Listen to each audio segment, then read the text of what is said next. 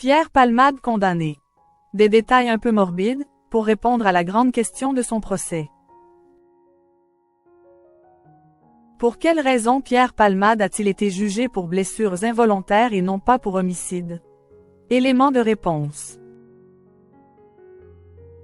Mercredi 20 novembre 2024, Pierre Palmade a été condamné à 5 ans de prison dont 2 fermes.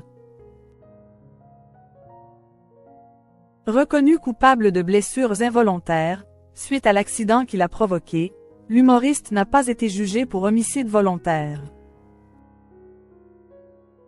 Rappelez-vous, lors de ce tragique accident, une femme enceinte de 6 mois va perdre son enfant.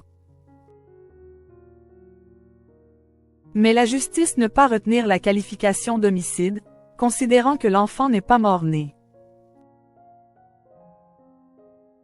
Pour le podcast Qui jurisse, le journaliste Laurent Newman a reçu 2 grands spécialistes pour bien comprendre cette question fondamentale du droit.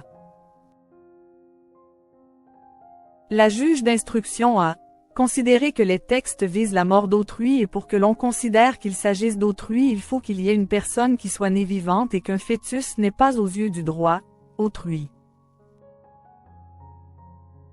C'est la raison pour laquelle on n'a pas pu considérer, ici, qu'il y avait homicide, indique Jean-Baptiste Perrier, doyen de l'Université d'Aix-Marseille. La question centrale du fœtus décédé. Ce à quoi, celui qui officie sur BFM TV relance, pardon de rentrer dans des détails qui vont vous paraître un peu morbides mais il se trouve que j'ai eu l'occasion de lire le dossier et il se trouve que cet enfant, il est né, décrit Laurent Newman. Pendant une trentaine de minutes, on a essayé de le réanimer mais il n'a pas donné de signe de vie donc on considère qu'il est mort-né, ou plus exactement, mort in utero. Une question fondamentale dans le procès de Pierre Palmade.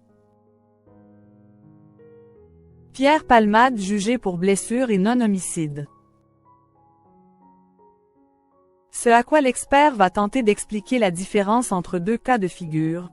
On va distinguer selon que l'enfant a respiré ou non. C'est un critère qui est très concret et tragique parce que si l'enfant décède in utero, il n'est jamais né vivant donc il n'a jamais accédé au statut de personne, au sens du droit et n'est donc jamais devenu autrui, explique-t-il. C'est ce qu'il s'est passé lors de l'accident causé par Pierre Palmade. En revanche, s'il subit un accident in utero, qu'il naît, qu'il ne respire ne serait-ce qu'un seul instant et qu'il décède, il aura dans ce court instant accédé à ce statut de personne, et on pourra retenir la qualification de l'homicide involontaire.